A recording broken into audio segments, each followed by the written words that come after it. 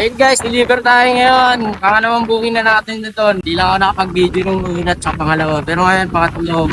Yun, trucks to go. Yan, so nakuha ng ang ating deliver dito sa Chooks to go. Tawid dagat ang tawag namin dito sa mga gantong booking. Ang delivery fee nga pala nito is 85 pesos. Ito na tayo sa Champaka, guys. Hey guys, ang delivery na natin. Daanan na. Boom, boom, boom. Boom, boom, boom.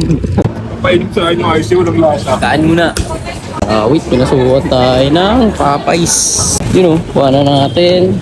Popeyes. Tapos nag-double book tayo sa Wendy's.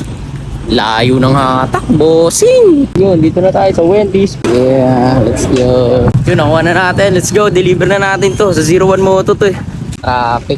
Papuntang Bikutan. Yun, so na-deliver na natin dito. Akala natin sa 01 Moto. Hindi pala.